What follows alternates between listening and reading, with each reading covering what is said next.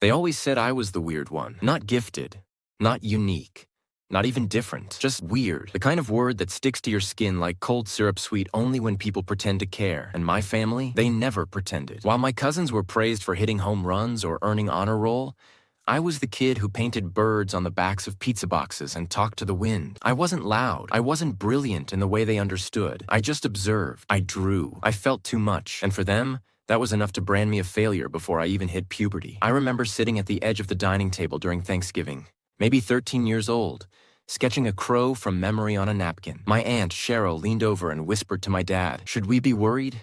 He's always off." I heard it. I always heard it. No one ever whispered low enough. The only person who didn't treat me like I was broken was Grandma June. She had this quiet magic about her, like a candle in a thunderstorm, soft, but impossible to put out. When I was a kid, she'd take me out to her garden and show me how each flower had its own personality. Lavenders are loyal, roses are dramatic. Dandelions, stubborn little rebels. She'd grin. I'd ask what she thought I was. She looked me straight in the eyes and said, You're a moonflower.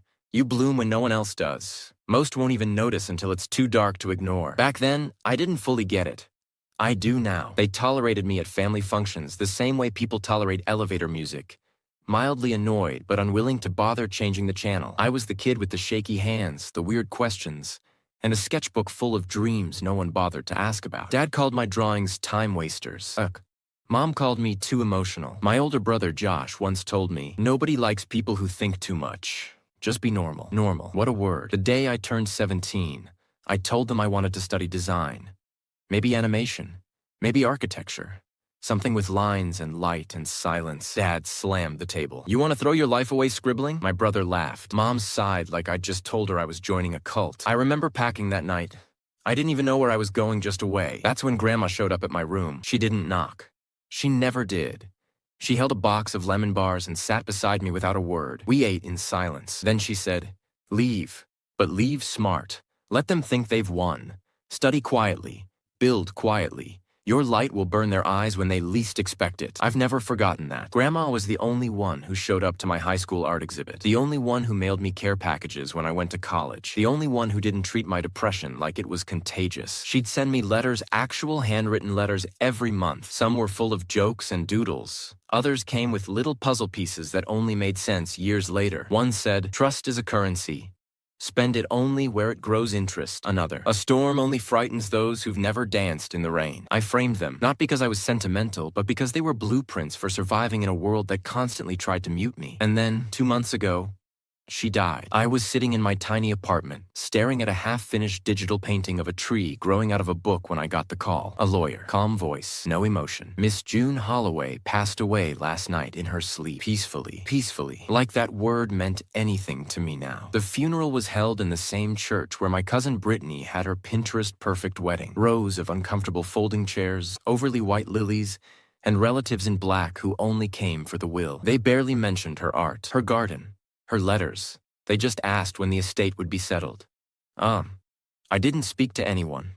I sat in the back, hands in my lap, eyes on her closed casket. And then the lawyer walked in with a metal briefcase and a thick envelope. He called my name, not my dad's, not my brother's, mine. Heads turned like guns on a swivel. The room went quiet. I walked up, and he handed me a manila folder. Everyone stared. I felt their hunger, their confusion, their rage. Inside the folder was a letter, a key, and a post-it that simply said, "They'll come for this. Let them try, Jay." That's when I knew. She left it all to me. The estate, the house, the bank accounts, the land, all of it. The room exploded. Dad lunged at the lawyer. Mom was crying not tears of grief, but of lost opportunity. My uncle looked like he'd just been cheated at poker. Brittany cursed loud enough to echo off the stained glass windows, and I stood there completely calm, because I knew something they didn't. In the envelope was also a sealed leather journal, engraved with one word, war. I didn't open it until I got home. The first page wasn't dated. It simply said, "They will come for you, with kindness, with lawyers, with fake apologies. Do not fear them. You were never broken. They were simply blind. Don't fight them head on. Let them talk. Let them lie. Let them bury themselves in their own greed. This is your inheritance. Not just the money, not the land, but the plan, the truth, the trap." I closed the journal, sat on the floor, and laughed. Not because it was funny, but because it was perfect. Grandma didn't just give me $20 million. She gave me a war chest, a weapon, a legacy. And for the first time in my life, I wasn't the black sheep. I was the wolf in wool. They say funerals bring people together. Not mine. Not this family's. Grandma's service was less about mourning and more like a high-stakes poker night in Sunday clothes. Everyone showed up not to say goodbye, but to see who would walk away with the chips. Amy. It was held at Oakside Memorial Chapel. Cold air conditioning, hollow prayers, the kind of place that turns grief into a scheduled inconvenience. The pastor didn't even know her name, kept calling her June Hollowfield. No one corrected him. I sat in the third row, alone. My parents sat 2 rows ahead of me.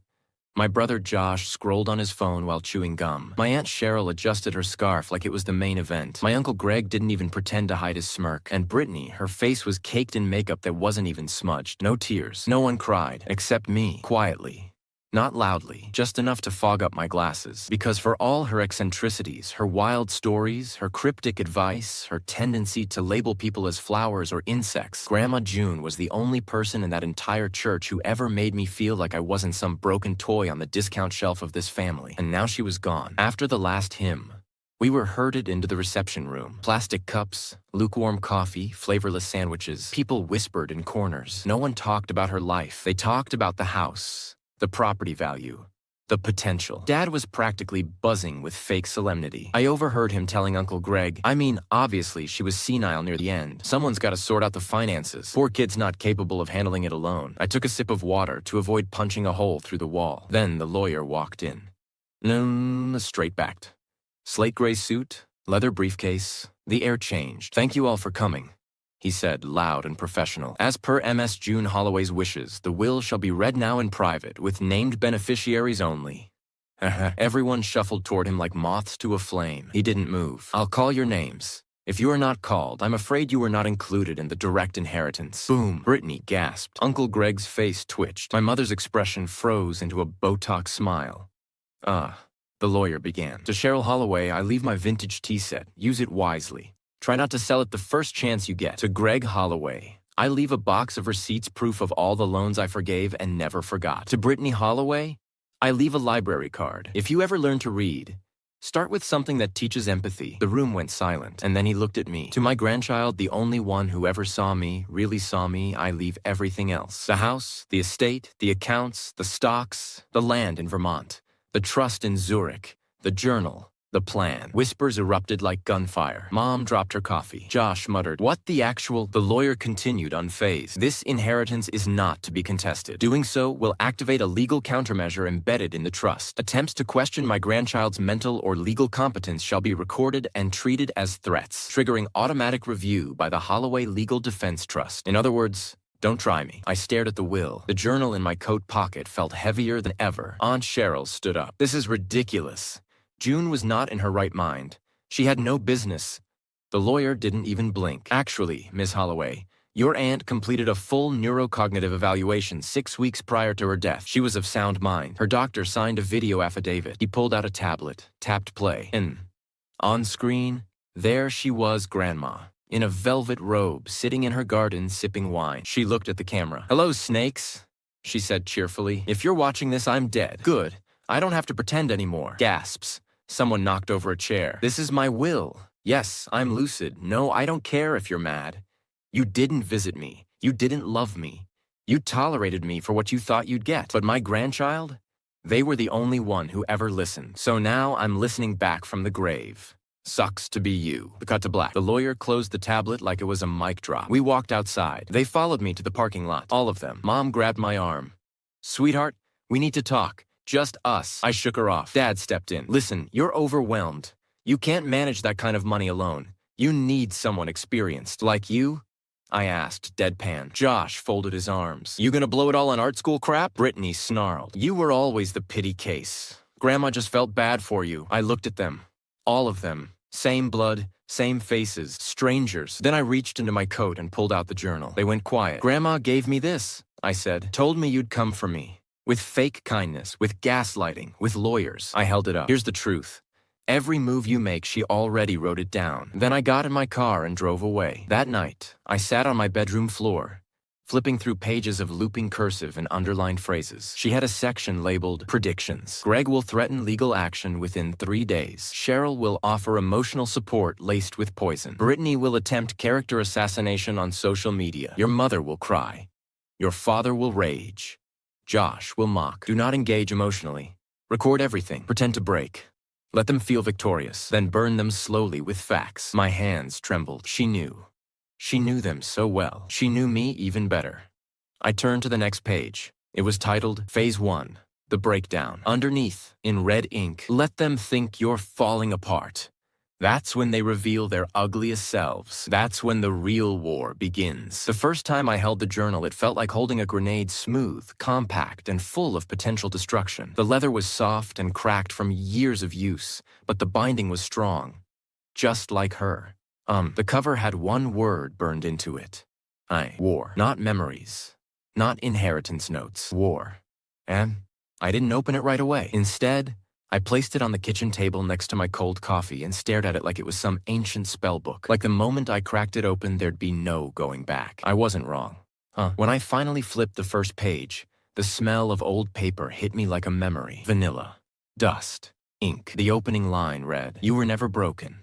Just surrounded by hammers." I let out a slow breath I didn't realize I was holding. Grandma had filled the journal over the course of the years. It wasn't just instructions. It was a map, a defense manual, a psychological dossier of every family member, a prophecy. There were tabs and sections, each one written in her unmistakable handwriting, looping, elegant, sometimes frantic when she got passionate. The tabs were labeled like military briefings, psych profiles, tactics, contingency plans, legal triggers, hidden resources, messages. The first section I turned to was psych profiles, and my blood ran cold. Aunt Cheryl will cry before she fights, uses victimhood as a weapon, believes manipulation is intelligence, avoids confrontation unless cornered, always acts wounded when caught. Uncle Greg, resentful, greedy, the most likely to act first. He's watched too many legal dramas, thinks he's clever, but he's reckless. Never earned a dime that wasn't handed to him. Most dangerous in a courtroom setting. Mom struggles with guilt but buries it under denial. Emotionally fragile but plays stoic. She'll break if she has to admit complicity. Expect tears. Expect projection. Dad, explosive. Hates losing control. Has never respected you. Will try to intimidate you. Might even try to provoke you physically. Never engage alone. Keep cameras running. Say, Josh. Mockery is his only defense mechanism. Lacks depth. Thinks sarcasm is intellect. Will follow Dad's lead. Not a thinker, just noise. Brittany, entitled, Social Media Addicted. Obsessed with image, will be the first to publicly smear you. Might go viral. Let her. Every description was brutally accurate. It was like she'd studied them with the intensity of a war general, not out of hate, but out of necessity. At the end of the section was a note. You need to see their sickness clearly, or you'll start thinking you imagined it. You didn't. They taught you to doubt your own eyes. I'm giving them back to you. I flipped to the next tab. Tactics. The pages were underlined and color-coded, like she knew I'd need it to be digestible under stress. There were 3 phases. Let them believe you're unstable. Let them offer help. Watch how quickly they reach for your crown while pretending to straighten it. Instructions. Speak slower than usual. Let your hand tremble once in a while, not too often. Lose track of time in conversation. Ask questions you already know the answers to. Keep voice notes of every interaction. Smile when they insult you. And record everything. Let them think they're winning. Appear confused but not lost, hesitant but not panicked. You must be the mirror that reflects their ugliest selves. Instructions. Begin withdrawing from calls and messages. Miss one important appointment, on purpose. Stare off during conversations. Let them fill the silence. Start stuttering slightly. Be forgetful just enough to make them confident. Meanwhile, send coded reports to the legal team I've prearranged. Once they move for legal guardianship, hit them with your full intellect. Let your team unleash the recordings, the documents, the media. You must rise like you were never broken, because you weren't. You were patient. Instructions. File for legal motion through the Holloway Trust. Activate media allies. Contacts listed. Reveal audio logs with timestamps. Publish copies of the journal publicly. Use their own words to bury them. Leave no room for doubt. My head was spinning. This wasn't a diary. It was a war plan. A silent revolution written in ink and wisdom. And I was the weapon she'd spent years building. The third tab was contingency plans. She thought of everything. If the will is contested, file motion 4C under Zurich Trust. If they attempt mental health accusations, see signed statement from Dr. Rosen. PG 84. If Josh posts about you online, activate media clause and lawyer Jenna C. Contact in red tab. If any family member enters your home without consent, alert Detective Harlan. He owes me. There were copies of medical evaluations, receipts for bribes they'd taken from Grandma in the past, secret recordings from when they thought she was asleep. She had gathered everything. One entry chilled me to my bones. If they attempt to institutionalize you, resist nothing. Go quietly. Let them believe they have won. I've placed contacts inside. Use the mirror in your room. It's not just a mirror. What the hell did that mean? I'd find out later. The fourth tab was hidden resources. Grandma had hidden money in 5 countries. Trusts, crypto wallets, physical safes. She detailed access codes, fake names she used to secure real estate, and a burn account in case I ever needed to disappear. One page stood out. You are never without power, only without knowledge of it. If you're reading this, then you're ready to stop being afraid. She signed that one in red ink. But it was the final tab messages that destroyed me. It was a collection of little letters she wrote over the years and never sent, all addressed to me. Some dated, some not. I saw you cry behind the shed when Josh burned your painting. I wanted to kill him, but instead, I made him cookies. That's how women fight wars in silence. They never deserved you. You are not a burden. You are a blessing born to a pack of fools. If you ever feel alone, read this journal. Every word is a hug. Every page is a shield. I loved you before you were born. I believed in you before you believed in yourself. By the time I finished the last page, I was sobbing into my fists. Not because I was weak, but because I finally knew someone had seen me. Every part, every struggle, every tremble, and not only loved me anyway, but armed me for war. I placed the journal down, stared out the window. Tomorrow I would begin phase 1, but tonight, I let myself cry. Because tomorrow, the wolves would smell blood, and they'd think it was mine. They'd be wrong. The thing about wolves, they don't come howling at your front door. They come dressed in smiles and Sunday sweaters, carrying casseroles and concern. 3 days after the wolves read, I got my first text from Aunt Cheryl in years. Aunt Cheryl, hey sweetheart. Just checking in.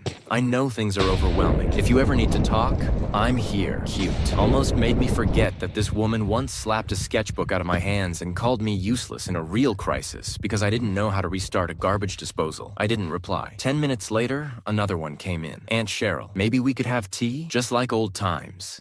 You know how much your grandmother meant to me. And so it begins. By the end of the week, the entire family had suddenly rediscovered their love for me. Mom showed up unannounced with a Tupperware of bland chicken soup. She clutched it like it was a peace offering or a bribe. I just thought you might be overwhelmed, she said softly, stepping into the house before I could stop her. All that money, all that responsibility, it's too much for one person. Maybe your father and I could help, just until you get settled. Then she placed the soup on the counter like it was laced with good intentions and poison. I gave her a faint smile and nodded slowly. Yeah, it's a lot, I said, letting my voice trail off like I was lost in thought. She looked relieved, like she'd seen the crack she was hoping for. I made sure she saw my hand tremble as I reached for a spoon. Phase 1. Bait the snake. Let them think you're unstable.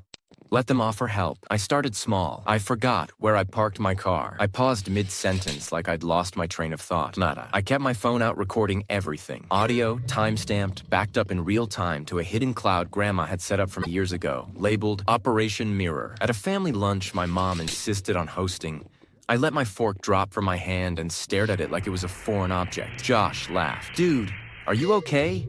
And you're like zoning out every 10 seconds. I blinked slowly. Sorry, sometimes it just goes blank. Mom frowned in mock concern. Maybe we should call someone. A doctor. This might be neurological. Dad muttered.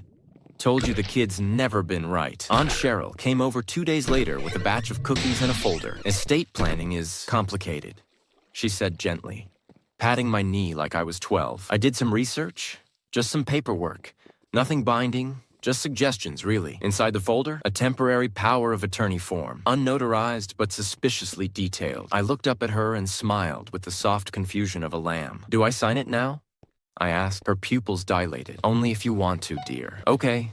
I reached for a pen and her whole body tensed in anticipation. Then I dropped the pen, slowly, deliberately. Let it clatter onto the floor between us. Oh, I said, staring at it like I'd just seen it explode. I'll come back later, she said, quickly gathering her things. Maybe bring someone with me, just to help explain the forms better. They weren't even trying to be subtle anymore. The vultures had smelled blood. What they didn't realize was it wasn't mine.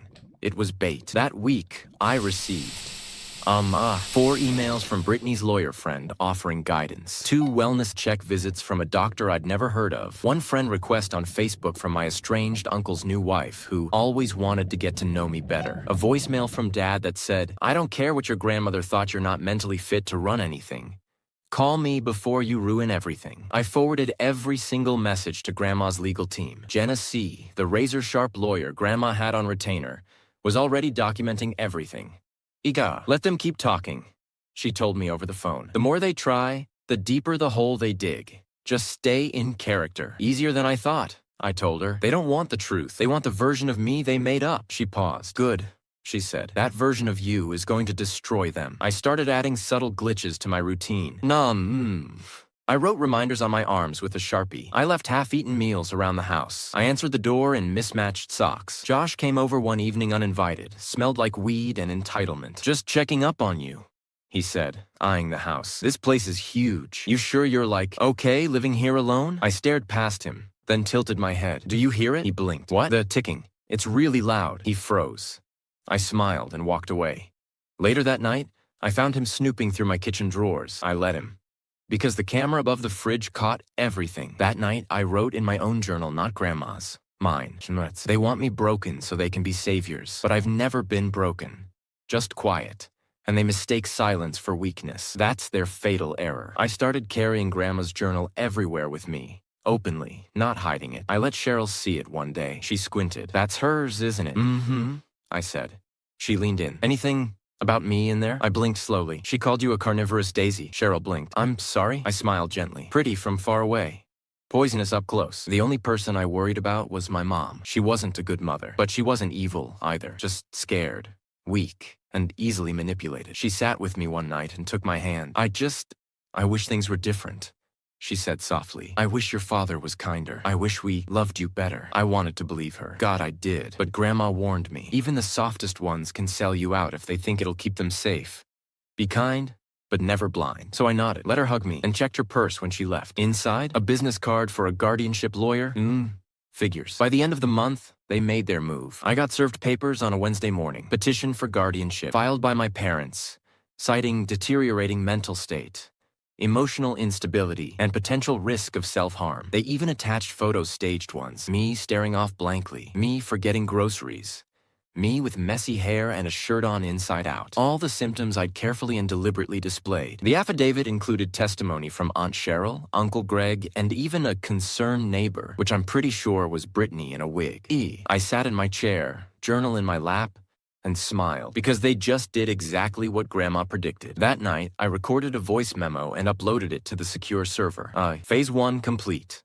Guardianship attempt initiated. Let them think they've caged me. I flipped Grandma's journal to the next section. Phase 2. Show cracks, not collapse. If there's one thing I've learned about manipulation, it's that it never starts with a slap. It starts with a hug. After Grandma's funeral, the house felt like a mausoleum.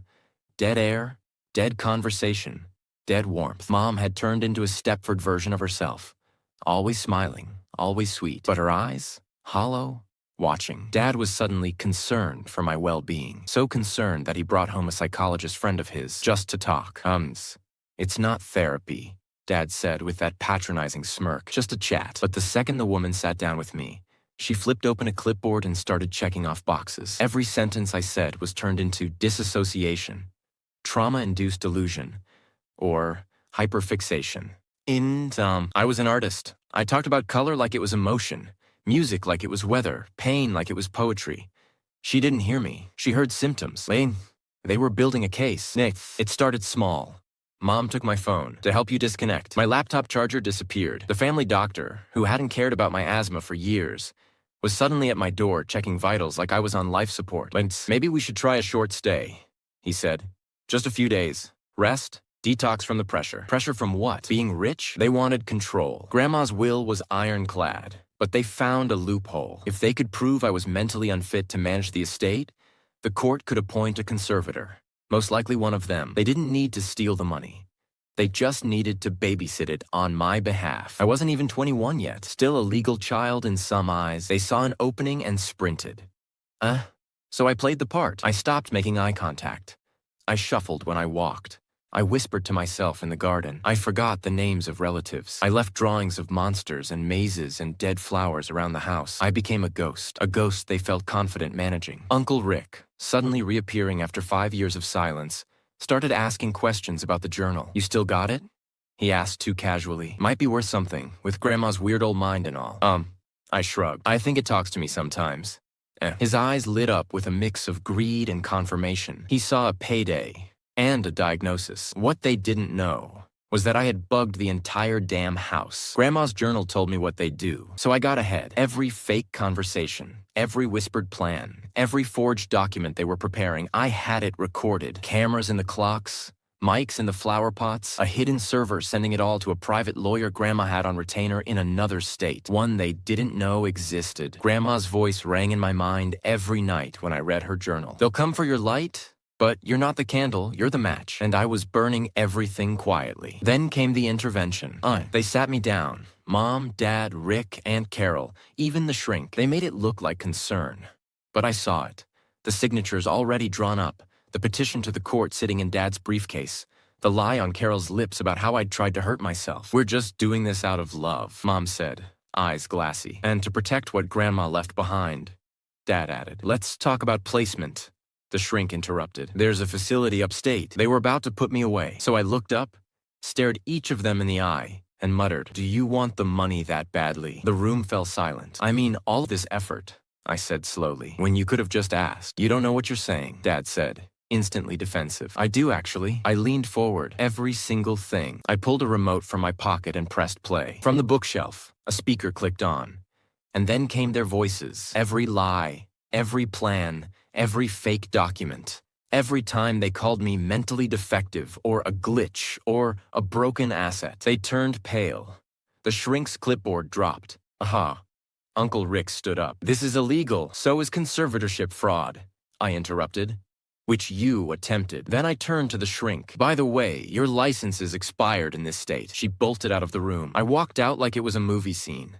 Grandma's journal tucked under my arm, the cameras still rolling, because this wasn't the finale. This was just the test run, and they failed. What came next would be the real performance, because I was done being their weird little secret. It was time to burn the house down and rebuild something worth living in. The problem with people like my family is that they think shame works in silence. They thrive in whispers, gossip in kitchens, legal threats behind closed doors, gaslighting dressed up as concern. But I had something they didn't, a platform. It started with a single post, not even a long one.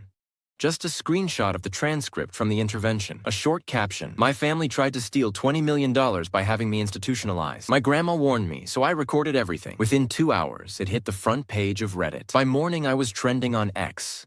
People were DMing me from all over the world. Lawyers, mental health advocates, even former conservatorship victims. And then came the journalists. I didn't name names yet. Not in that first wave. But I gave just enough to draw the line between weird artistic kid and survivor of a family conspiracy. My inbox exploded. And meanwhile, inside the house, it was chaos. Mom screamed at me that I'd shamed the family. Dad was pacing like a caged lion. Aunt Carol tried to demand I delete the post, but it was too late. The algorithm had taken it.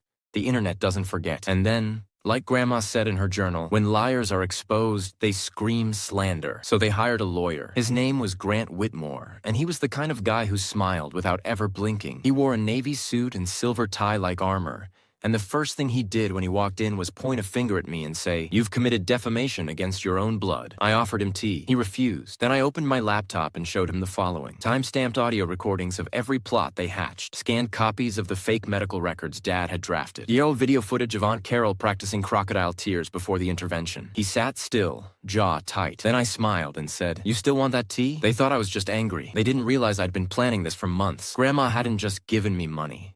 She'd given me strategy. Every page of her journal was laced with predictions, not mystical ones, no. She was just that good at reading people. Your mother will spin the media first. Play the victim. Your father will use legal intimidation. Rick will vanish. Carol will crack. Let them. So I did. Mom's PR attempt backfired hard. She went on a morning talk show crying about how hard it is to raise a creative child, and mid-interview, the host cut to a leaked clip of her mocking my artwork in the kitchen, saying, "He paints pain like it's going to pay the bills." Twitter tore her apart. A meme went viral. A screenshot of my art next to her quote with the caption, "Actually, it did pay the bills. $20 million of them." I started selling prints the next day. They sold out in 3 hours. Meanwhile, Carol broke first. She emailed me anonymously. I didn't know they'd go that far. I thought it was just going to be a hold. I'm sorry. I replied with one sentence. Your signature is on the petition. And then came the court summons. They were officially trying to file for conservatorship, claiming I was unfit due to emotional instability, hallucinations, and obsessive behavior rooted in trauma. It was all textbook manipulation, but they didn't realize I wanted that court hearing. Because court isn't just about verdicts. It's about records. It's about getting the truth down somewhere public. I brought everything. Recordings, expert witnesses, Grandma's lawyer, even one of her old friends who testified about how I used to help her organize journals and investment documents. You think a kid who color codes portfolios at 17 is mentally unfit? The woman scoffed. The judge raised an eyebrow. I'm starting to wonder why this case was even filed. But the pièce de résistance came when I took the stand. I read straight from Grandma's journal, a section she wrote when she saw how my parents treated me. They think he's weak because he doesn't yell, but he notices. He endures. And one day, he'll own the whole board they think they're playing on. The courtroom went silent. I looked straight at my mother, then at the judge. I'm not here to fight them, I said.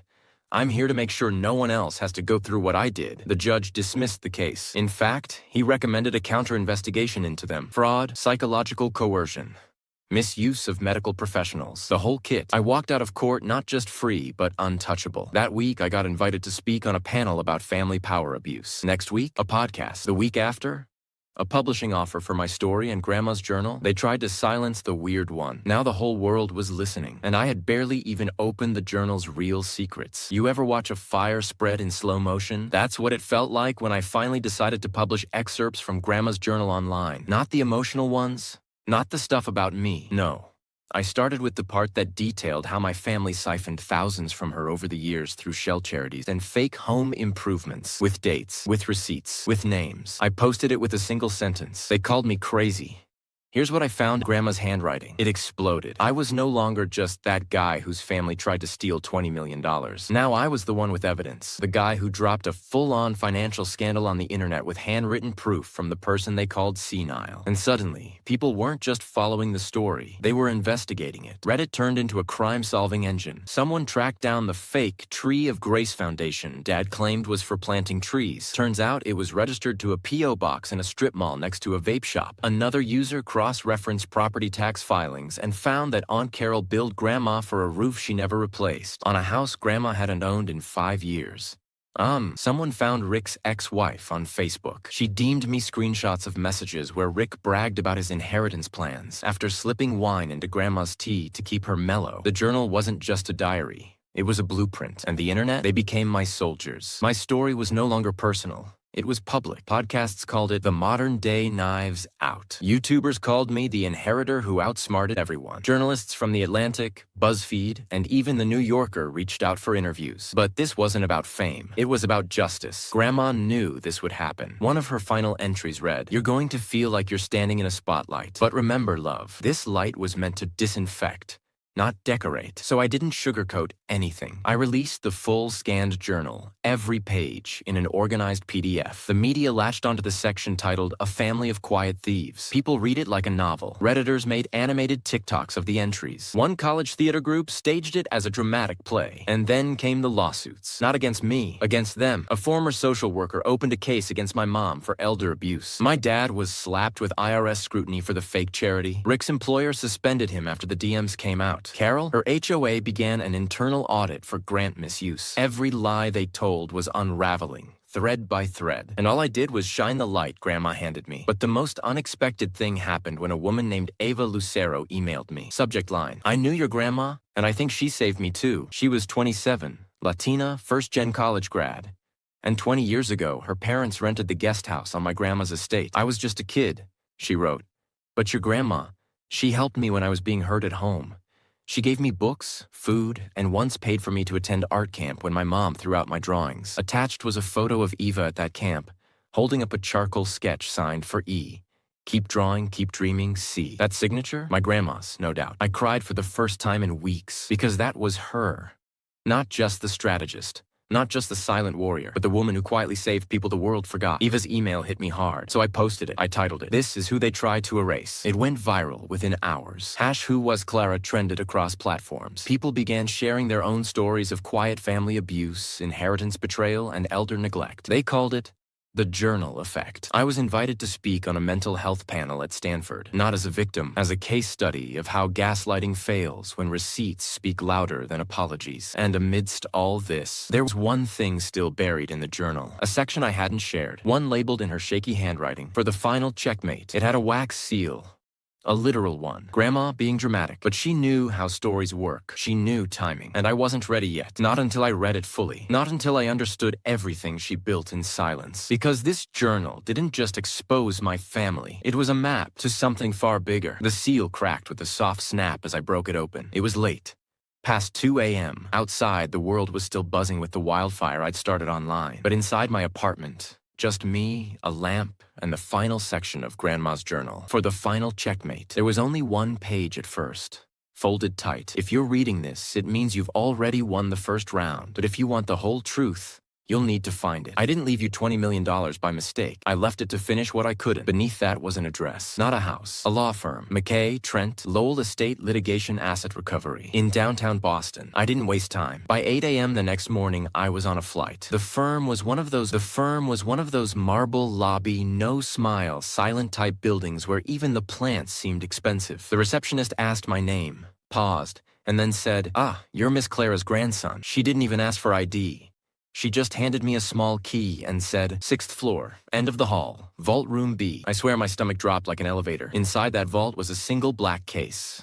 Slim, labeled in gold. Clara Morrow, contingency record, private, delayed access granted only to air hash 4A. Inside, saw a flash drive, a handwritten note. "Watch this first, then call Eva." And a second envelope. One marked with an old family crest I'd never seen before. I slid the flash drive into my laptop in a conference room they let me borrow. The screen blinked. And then, Grandma. A pre-recorded video. Professionally shot. High quality. She sat in that same high-backed floral chair from her living room. The one everyone thought was just decoration. Her hands were folded. Calm. Her hair done neatly. She wore pearls. She stared directly into the camera. "Hi, love," she began softly. "If you're seeing this, I've either died peacefully, or someone finally poisoned my chamomile tea." She smiled. "Either way, it's time you knew everything." What followed was 20 minutes of revelation. She laid it out like a strategist debriefing a mission. That she hadn't just inherited the family fortune from her husband when he died. She had multiplied it fivefold, quietly. Through shadow investments, high-stakes partnerships, and an underground network of whistleblowers and watchdogs. She had funded dozens of legal battles anonymously, helping survivors, wrongly accused people, and fraud victims take down giants. And every time she tried to bring one of her own family into the cause, they either mocked it, stole from it, or tried to exploit it. She had tested each one of them. Gave them small roles, minor trusts, little responsibility. Every single one failed, except me. She said she'd been watching me. How I stood up to them, even when it cost me everything. How I helped Eva. How I never asked her for a single dollar, but always listened. "You passed the test they didn't even know they were taking." Then she leaned forward, voice lowering. "But it's not just about the money. That's the bait. What you now control is the Morrow Trust for Justice, an unregistered legal fund holding over $100 million in assets. It was built to fight what our family became." I froze. She hadn't left me a fortune. She'd left me a mission. The second envelope explained it all. It had a complete breakdown of the trust, names of attorneys, backdoor accounts, whistleblower protection protocols, and a rotating schedule of cases she was funding in secrecy. At the top of the file was a sticky note, and start with this one. "The Elmsworth scandal. Eva has the documents. This is where we make noise." I called Eva that night. She picked up immediately. "I was wondering when you'd find that," she said. "Clara told me if you called with those words, I'd know it was time." Turns out Grandma hadn't just saved Eva as a kid. She'd mentored her through law school. Eva was now a junior lawyer for the very same trust. And the Elmsworth scandal, a private boarding school in upstate New York where, for over a decade, staff had covered up incidents of abuse and falsified records for donors. AITA, a case buried under money, power, and non-disclosure agreements, but not for long.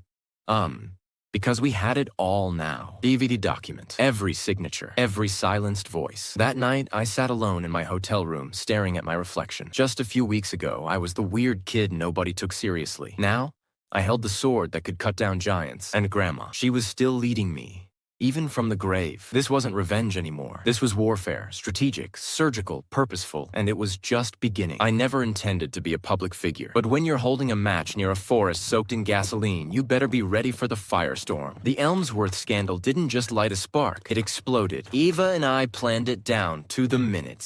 We partnered with a non-profit that protected whistleblowers, a media outlet known for hard-hitting exposés, and 3 lawyers Grandma once mentored in secret. Well, by Monday morning, the first leak dropped. A 20-page report with internal emails from the school board covering up multiple abuse reports, a hidden ledger showing bribes to local inspectors, video testimony from a former student who'd been silenced with a payout and NDA. By Tuesday morning, it had 10 million views. By Wednesday, 2 board members had resigned, and state investigators reopened the case. The family, of course, lost their minds. Dad called. First time in years. "What the hell are you doing?" "Something you never had the spine for," I replied. He barked something about making enemies, shaming the family, and how that old witch must have poisoned my mind. I didn't hang up. I just put the phone down on the counter, walked away, and let him scream into the void. I wasn't scared anymore. But I wasn't just torching the outside world. I turned the spotlight inward too. See, Grandma had documents on our own family, each and every betrayal she'd endured, neatly cataloged. Aunt Sheila? She once used Grandma's name to secure a loan for a fake charity, then laundered the funds into her husband's failing golf club. Uncle Dan? He sold confidential client information from a real estate company to rival bidders, one of whom coincidentally ended up with a beachfront house. Cousin Lindsay, the one who called me a loser freak at Grandma's funeral, she doctored invoices to embezzle tuition refunds from her Ivy League side gig. Each one thought they were clever. Each one thought Clara never noticed. She noticed. Hey, and she saved everything. I didn't even need to leak it. I just emailed the files to each person, with one line: "You have 72 hours to come clean publicly. If not, I will." Some folded immediately. Others tried to bluff. A few threatened lawsuits. But I was playing a bigger game now. I didn't need to destroy them all, just show them that I could. Meanwhile, the world started watching. Journalists called. Activists reached out. Former classmates slid into my inbox with half-guilty, half-curious messages. One even said, "Dude, I thought you were just quiet. I didn't know you were Batman." I laughed for like 10 minutes after that. But with visibility came risk. Threats started arriving. Anonymous messages. A stranger tried to follow Eva to her car one night. So we made a move. We went public. We created the Clara Foundation, a legal transparency initiative. Part media outlet, part legal watchdog, part survivor advocacy program. We held a press conference. Eva spoke first, calm and precise. Then I stepped up, and for the first time, I looked straight into the cameras. Thousands of people watching live, and said, I was always the weird one, the quiet one, the one everyone ignored. But my grandma saw me. She taught me that silence isn't the absence of strength. It's the storage of it. And now we're done being silent. The world erupted. The media called it the whistleblower renaissance. Donations flooded in. Survivors shared their stories, but not everyone was thrilled. That week, my bank flagged suspicious activity on 2 of my accounts. A major donor tried to blackmail us into removing the story, and I got a call from a blocked number at 3:17 a.m. You're punching above your weight, kid. Back off while you still can. I didn't sleep that night, but I didn't stop either. A week later, we uncovered something bigger than anything yet. A pharmaceutical company, one that had partnered with private clinics across 3 states. They'd falsified safety reports on a treatment trial. 6 deaths had been quietly swept under the rug. And you know who held 7% shares? My cousin Lindsay. Boom. I smiled. It wasn't about revenge anymore. It was about balance. About doing something with the pain I'd carried my whole life. I'd spent years wishing someone would come and save me from them. Turns out, I was the one meant to do the saving. Not just for me. Well, not just for Grandma, but for every quiet, weird, overlooked kid who got stomped on by people with power and last names and fake smiles. I stood in Grandma's garden the day the Elmsworth principal was sentenced. The same place where she used to sip tea and call the flowers by name. I whispered, we did it. The wind stirred the roses. Just a little, almost like she whispered back. The end, but not really, because this was just the first chapter of my real story. I thought the story ended when justice was served, when secrets were exposed, when the last of my greedy relatives either vanished into obscurity or begged for mercy behind closed doors. But life doesn't give you clean endings. It gives you momentum, and I had a tidal wave behind me. After the Elmsworth case, the world expected me to disappear into the shadows. Instead, I found myself on stage. TEDx was 60 minutes, podcast invites. Some wanted the drama. Others genuinely wanted to understand how one weird, quiet artist dismantled a network of lies and corruption rooted generations deep. They always asked the same question. Did you ever think you'd be the one to bring it all down? I'd smile and tell the truth. No, but Grandma did. The Clara Foundation expanded faster than I imagined. We hired lawyers, trauma-informed counselors, cyber forensic teams, and journalists hungry for truth. Each week, another story surfaced. Sass, a retired teacher exposing test-fixing scandals, a janitor leaking toxic waste disposal at a city plant, a teen whistleblower revealing misconduct at a youth program. They weren't weird. They weren't troublemakers. They were the new heroes, and we had their backs. I bought a building. Not for me, for the foundation. It was an old community center on the edge of town. Abandoned. Water-stained walls. Faded paint. But it reminded me of Grandma's house. Worn down, maybe, but filled with stories. We turned it into the Lantern, a place for truth-tellers, a sanctuary for the unheard. There's a mural on the front wall now. It's Grandma holding her journal with a lantern in her hand. Below her, it reads, "Truth isn't loud. It just echoes longer." Then came the email from Ilara Rowe, an investigative journalist turned documentary filmmaker. "Wait, your story changed how I see everything," she wrote. "Let me help you tell it right." I was skeptical at first, but her portfolio was fire. And when I met her in person, I could tell. She got it. We worked together for 6 months. She interviewed me, Eva, even some of the family, those who agreed to talk. Most didn't. The result? The Weird One. A docuseries on a global platform. Raw. Honest. A punch to the gut and a bomb to the soul all at once. It went viral. I started getting letters from kids, handwritten ones. From kids who said they were weird, shy, different, forgotten. One wrote, "I thought being invisible meant I'd never matter. Then I saw your story. And now I think maybe being invisible means I can see what others miss." I cried reading that one. Grandma would have cried too. Then made them tea and handed them a sketchbook. Ava and I, we never defined ourselves by romance. But somewhere between the courtrooms and chaos, we built something real. Then, some nights we'd sit in silence, both on our laptops, feet tangled under a shared blanket, working on 2 different things for the same mission. She once said, "I think your grandma left you more than $20 million in a journal. She left you the courage to finally see yourself." I believed her. I still do. I used to paint in secret, sketch in notebooks. I hid under my bed. Now my art hangs in the Lantern's halls. Not because it's great, but because it's mine. Because the weird kid made it. Because weird kids matter. At the 1-year anniversary of Clara's passing, I stood at her grave. Not alone. Dozens stood with me. Survivors. Advocates, friends, people who once felt voiceless, now roaring. I laid one of my sketches on her headstone.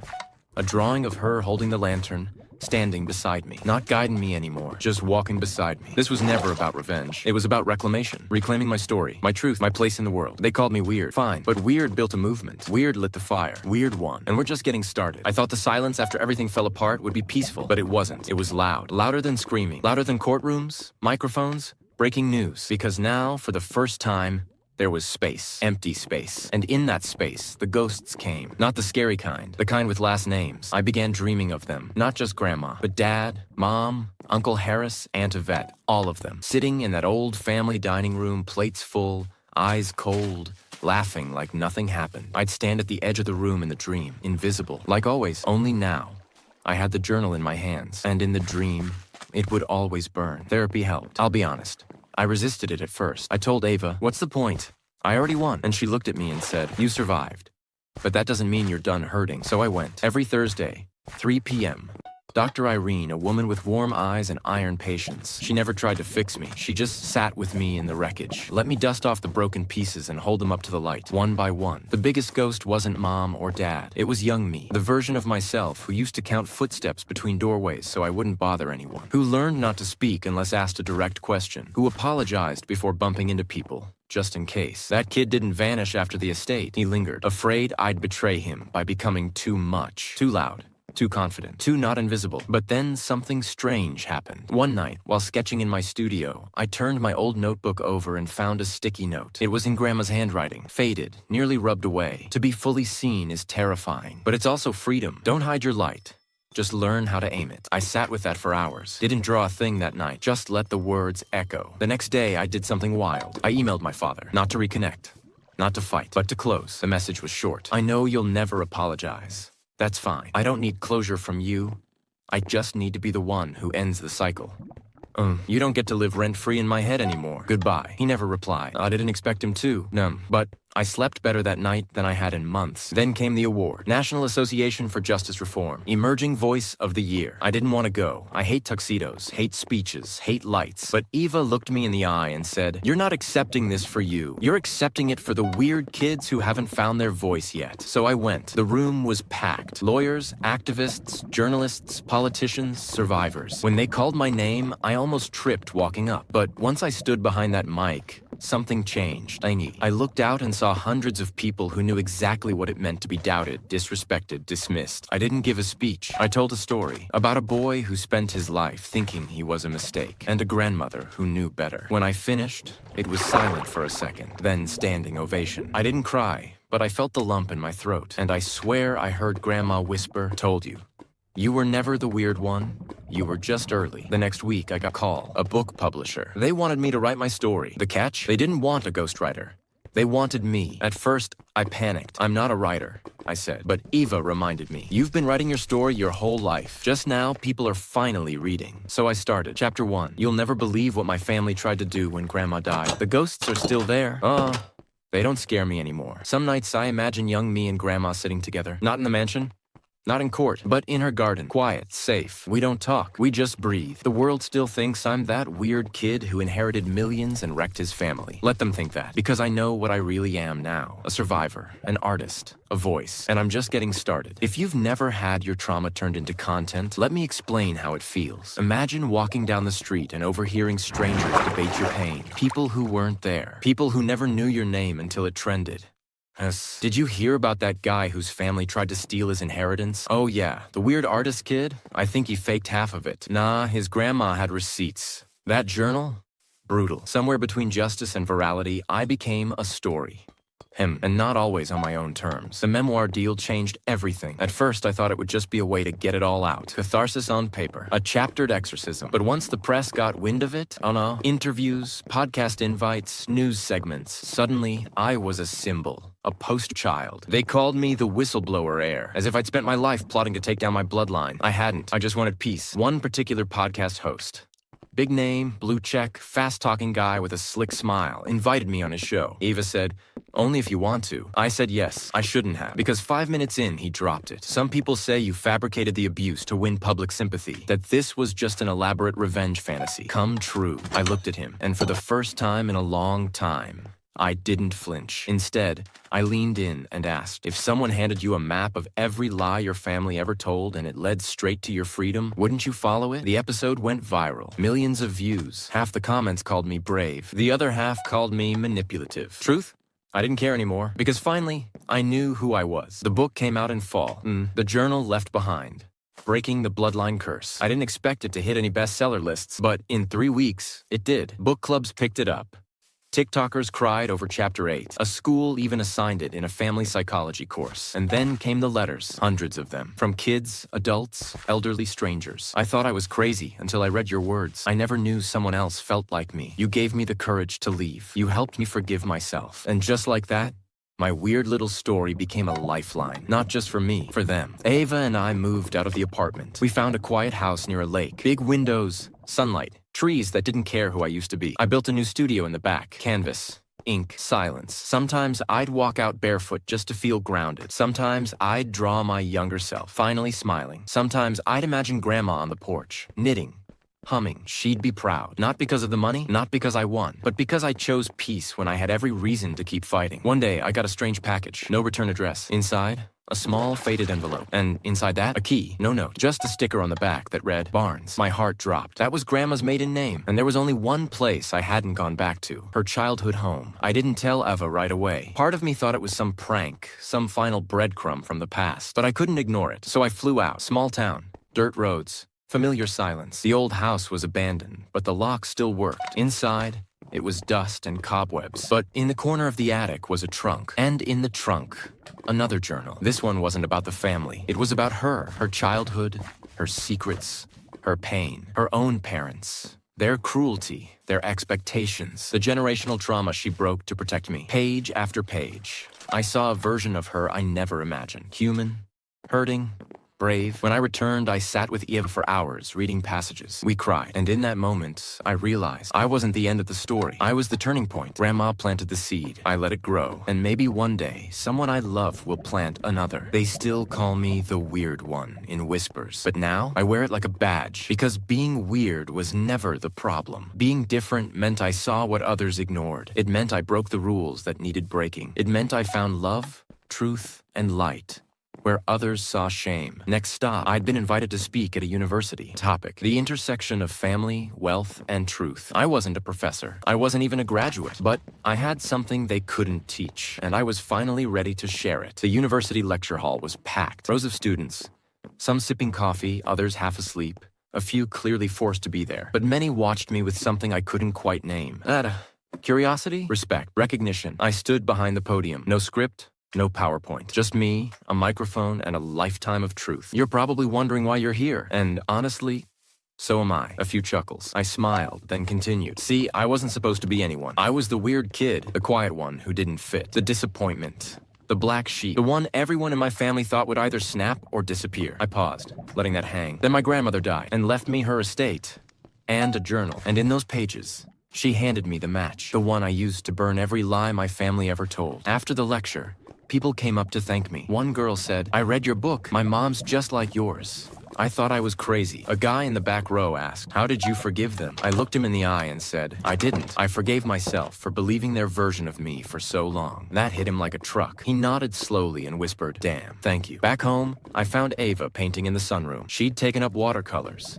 Soft skies, moody fields, warm kitchens. When I told her about the lecture, she said, "You're becoming exactly who you were meant to be." That scared me. Not because I didn't believe her, but because for the first time, I actually did. A few weeks later, the calls started again.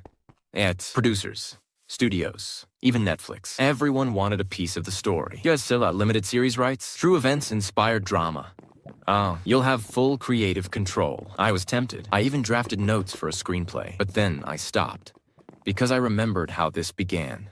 She'd in a quiet room, with me, my grief, and Grandma's journal. Turning that into a show might help people, but it might also turn something sacred into content. So I told them no, and I felt relief. Instead, I launched a foundation in Grandma's name, the Nora Barnes Initiative. Mission: to support kids from toxic families, to fund therapy, legal help, scholarships, to give them the kind of out Grandma gave me. We hosted our first retreat that spring. 15 teenagers, all too sensitive, too emotional, too weird. They wrote poetry. They broke plates in a rage room. They laughed until they cried. They talked about things their parents never let them say out loud. On the last night, we had a bonfire. One girl, barely 16, stood up and said, "I always thought I'd have to survive alone, but you showed me that I don't. I can be broken and still be free." We clapped. We cried. And I knew then that Grandma's legacy wasn't the mansion or the millions. It was this. Then came the letter from my mother. I hadn't heard from her since the trial, but she must have read the book or seen the podcast or just realized the money wasn't coming back. The letter wasn't long. It read, "I know I hurt you. I don't expect forgiveness, but I want you to know I'm sorry. I hope one day we can talk again. Love, Mom." I stared at it for a long time. Then I folded it up, placed it in a box, and walked away. Because closure isn't always a conversation. Sometimes it's a decision, and I'd already made mine. Back in the studio, I worked on a new piece. A large canvas. Half of it was chaos. Ink splatters, jagged strokes, a tornado of emotion. The other half, a calm field, with one figure standing still, back turned, looking at a house in the distance. I called it Departure. Eva walked in, stared at it, and whispered, "That's you." And she was right. I had finally left the past behind. The old mansion had one room I never touched. It wasn't locked. It wasn't hidden. But something about it felt still, off. Like it was waiting. It was on the second floor, just past the long corridor lined with portraits. Family members, most of whom I barely knew or didn't want to. I'd walked by the door 100 times since inheriting the house, and I never went in until one rainy evening in March. The wind howled outside. Ava was out of town visiting her sister, and some pull dragged me there. I turned the brass handle. The door creaked open. Inside was silence. It was a studio. Grandma's, I guess. Dust lay thick on every surface. But the bones of the room were beautiful. Big windows with sheer curtains. An easel still standing in the center. Paintbrushes in jars. A stool. A tray of oil paints, long dry, and on the far wall, portraits, dozens of them, all unfinished. Some barely sketched, others almost done, yet the faces were blurred or erased. One by one, I examined them. Each one had something in common. Eyes. The eyes were always sharp, focused, alive, like the soul had been painted first. and the body had never caught up. And then I saw it, tucked in the corner, a cloth covering a larger canvas. I pulled it down gently. Underneath was a painting of me, maybe 16 years old. Not how I saw myself, but how she saw me. Calm, creative, soft eyes, but strong presence. Brushes in my hand, and a world blooming behind me. Vivid, chaotic, beautiful. At the bottom, in Grandma's handwriting, "He will change everything." My throat tightened. I sat down in the dust and cried. Later that night, I called Ava. "I found her studio," I said. She was quiet, then whispered, "Was she there?" It took me a second to understand. Then I said, "Yeah, in every corner." The next day, I decided to restore it. Not renovate, restore. Keep the original wood, the imperfect windows, the stained glass bottles she used as a palette. It became my second studio, but not for me. I opened it to the Foundation kids. Called it the Light Room. No judgment, no grades, no structure, just creation. Some painted grief, some painted joy, some just splashed colors and screamed. It was beautiful. One day, a boy named Jonas came in. Quiet, thin, always sketching on napkins. He stood before one of Grandma's unfinished portraits and said, "How come she didn't finish any of these?" I looked at him, then said, "Maybe she wasn't supposed to. Maybe they were meant for someone else to complete." He blinked, then asked, "Can I try?" I nodded. And just like that, Jonas picked up a brush and added to Grandma's work. Not ruined, continued. And it hit me. Maybe legacy isn't what you leave behind. Maybe it's what others carry forward. Later that week, I found another note in her journal. It was brief, tucked between pages like a forgotten secret. "When you're ready, the truth will be under the floorboards." What truth? I stood in the light room, staring at the floor, heart thudding. Then I grabbed a flashlight and a crowbar. It was under the floorboards near the far wall, wrapped in linen. A box. Small, heavy. Inside, a sealed envelope. A locket with 2 pictures. Her and someone I didn't recognize. A deed to a cabin in Vermont. And a key. I opened the envelope. It read, "If you're reading this, it means you found the light room. And it means you're strong enough to know. The family's rot started long before you. Long before me. The man in the locket is your grandfather. Not the one you were told about. He was brilliant. Kind. And they destroyed him. They tried to bury him with shame. Like they tried to do to you, but they failed. Go to the cabin. Everything begins and ends there." My hands were shaking. Eva walked in and saw the mess on the floor. "What did you find?" she asked. I held up the letter, then said quietly, "A secret. One that might change everything." Again, the road to Vermont was lined with fog. Pine trees on either side, tall and unmoving, like sentinels guarding a secret that had been buried too long. Ava was in the passenger seat, holding the letter. She hadn't read it aloud again. We both knew every word by heart now. But we also both knew that whatever was waiting at the cabin wasn't just about Grandma's past. It was about mine, about ours. We found the cabin near the edge of a frozen lake. Weather small, a slate roof sagging slightly under time's weight, but solid. The kind of place that doesn't beg for attention, but refuses to be forgotten. The key fit like it had just been cut yesterday. The door creaked open. Inside, it smelled of cedar, dust, and memory. It looked lived in.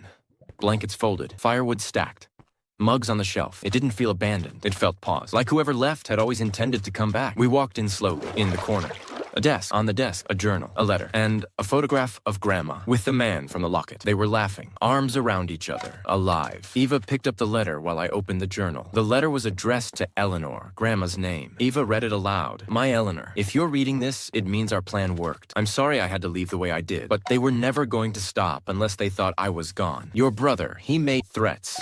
Said he'd ruin you if I didn't walk away. Said our child would be mocked. Cast out. So I disappeared, but I kept the cabin, kept the journals. See? And I kept loving you." I sat down, stunned. "Child?" I flipped to the first page of the journal. It wasn't Grandma's handwriting. It was his. The entries were dated back 40 years. He wrote about the family's manipulation, how they considered him too soft, too emotional, how they'd arranged for Grandma to marry someone else, better suited, how they blackmailed him into vanishing, how Grandma resisted, but eventually had to play along to protect their child. "I think of our son every day," one entry read. "He must be a teenager now. Does he know about me? Has Eleanor told him I existed?" My hands shook. Eva's eyes met mine. "This changes everything," she whispered. "I wasn't Grandma's only secret. I was the product of rebellion, of love, of defiance. And the man who vanished to protect them was my real grandfather, the one they erased." We spent the night in the cabin. There was a fire and silence, the kind that doesn't scream, but settles in your bones. I couldn't sleep. Not with the truth clawing at the edge of everything I thought I knew. I read through the rest of the journal. He'd kept tabs on the family for years. Quietly, from a distance. He wrote about my father, the man Grandma married after the forced split. He hated him, called him a fraud, wrote that he climbed on other people's backs and would eventually devour his own children's futures. He wasn't wrong. At the very end of the journal, another letter. This one addressed to me, my name, my real name. Not what they used to mock me, but what Grandma gave me. It read, "You come from fire, not ash." They wanted silence, But your existence is a scream. Don't let them bury you in the lies they built to keep themselves comfortable. The money Eleanor gave you isn't just inheritance. It's armor. Use it. Tell the story. Restore the truth. And if they come for you, smile. Because they've already lost. I folded the letter and stared into the fire for a long time. The next day, we returned home. Everything felt different. The mansion no longer felt like a place I was hiding in. It felt like a base, a launch pad, a fortress built from buried truth. I contacted a documentary team. Not a big network. Not for the money, just a quiet crew with integrity. I gave them access to the journals, the studio, the cabin. The project began. The Forgotten Legacy. I didn't want revenge. Not anymore. I wanted the truth. Let them hear the story. Let the world see what power looks like when it's built on silence, and what happens when that silence breaks. My father sent a legal threat. My uncle called me a disgrace. My cousins posted passive-aggressive nonsense online. I ignored it, because for the first time in my life, I wasn't afraid of being the weird one. I was proud of it. At the end of the month, the crew finished their first cut of the documentary. I watched it alone. And when the credits rolled, I didn't cry. I just whispered, "She be proud." Then I walked to the lightroom and added the final stroke to the painting Jonas had been working on for weeks. The blurred face was now clear, a blend of Grandma's art and mine. I stepped back, looked at the wall of portraits, and smiled. The documentary aired on a Sunday evening. Quiet release. No marketing. But within 48 hours, it had over 3 million views. Within a week, 10 million. Then came the storm. The media frenzy, the online backlash, the internet sleuths digging through court records, property transfers, and leaked family photos. My inbox was flooded with interview requests, podcasts, talk shows. Even Oprah's team reached out.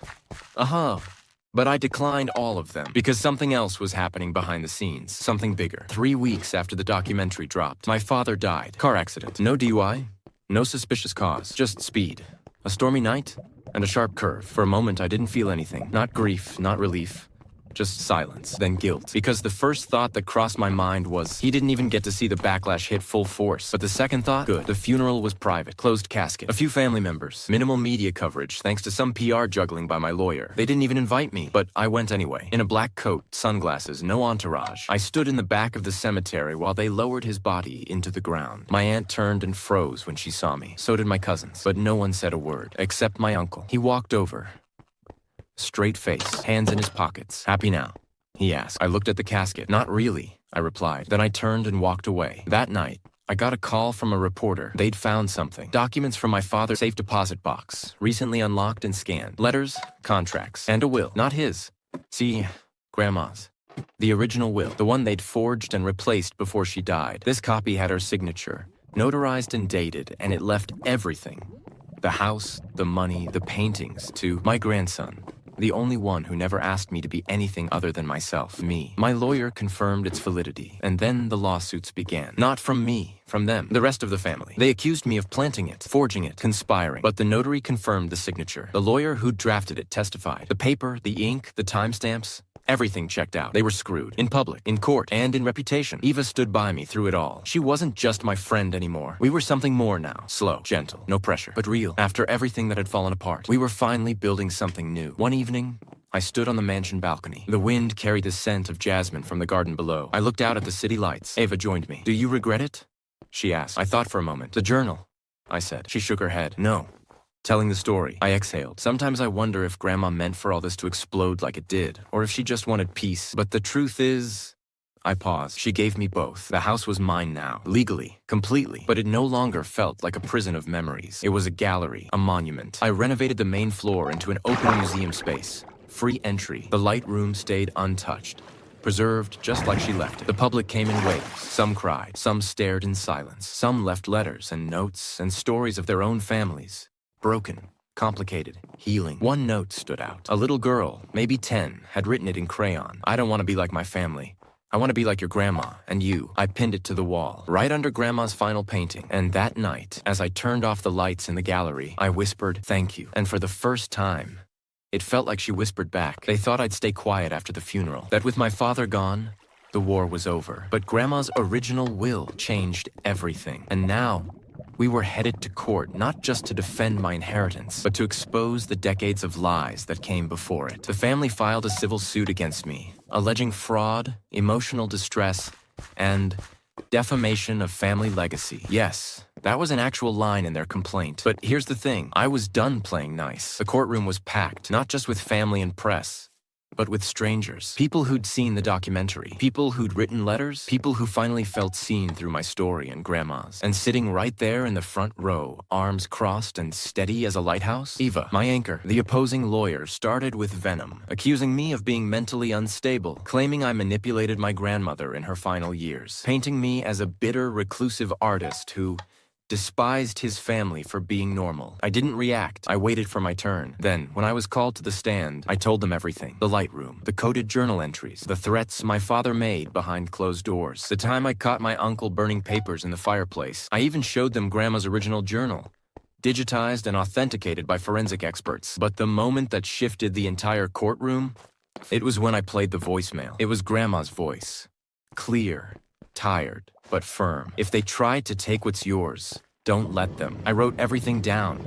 They'll twist you into something you're not. They already tried with me. You're not broken. You're my legacy. And if you have to burn it all down, do it with a smile, sweetheart. Silence. The jury stared. My aunt turned red. My cousin got up and walked out. I looked at the judge. He just nodded slightly and said, "Continue." Over the next 2 days, witnesses came forward. Grandma's old caretaker, a former lawyer they tried to intimidate into redrafting her will. Even an art appraiser who testified that several paintings went missing after Grandma's stroke, all found later in my uncle's basement, sold under fake names. They tried to settle mid-trial. My lawyer didn't even pass me the offer. We weren't here for money. We were here for truth. The verdict? Unanimous. Every single count dismissed. And a countersuit awarded me full damages plus legal fees. But the real win? The court's ruling that the original Grandma's true intention was now legally upheld and irrevocable. Her final words stood. After the trial, my family scattered. My aunt moved states. My cousins deleted their socials. My uncle got investigated for tax evasion.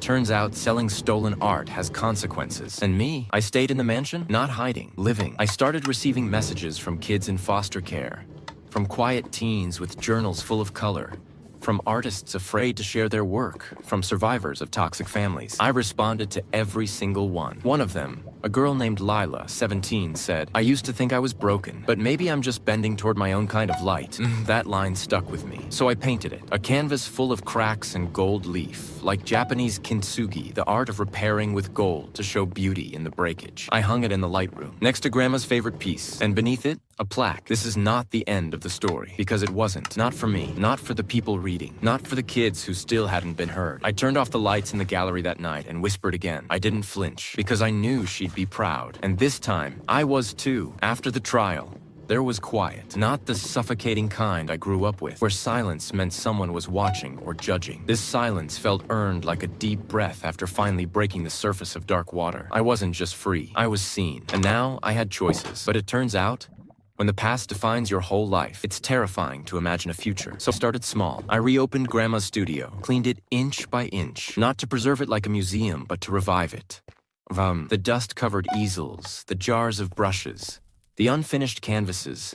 It all felt like a conversation waiting to be finished. And maybe for the first time, I talked back. One of the first pieces I painted was titled "The House That Didn't Swallow Me," a warped version of the mansion, made of mismatched windows and twisted walls, but with a wild garden growing through the cracks, flowers blooming from broken beams. When I posted it online, something strange happened. It went viral, but not because it was shocking, because it was honest. I got emails from galleries, invites to collaborate, requests for interviews. But the most meaningful? A message from a nonprofit in Oregon that helped teens escape toxic home environments. They said my work, my story had become a lifeline for some of their kids. They asked if I'd ever consider starting something similar. Nah. I read the email 5 times before replying with 2 words. Let's talk. By spring, I had hired a small team. Therapists, artists, legal advisors, former foster kids. Together, we built something called The Lighthouse, named after Grandma's journal entries. It wasn't just a shelter. It wasn't just an art space. It was both. A place where broken kids could paint their scars without hiding them. A place where survival wasn't the end goal, expression was. Of course, the internet had opinions. Some called it liberal nonsense. Others accused me of profiting from trauma. But most were quiet, thoughtful messages like, "My daughter hasn't spoken in weeks, and now she's painting again. Your story saved my son." For the first time in years, I felt less alone. Meanwhile, the mansion transformed. The cold hallways became workshops. The grand dining room, Now a communal art cafe. The light room stayed sacred.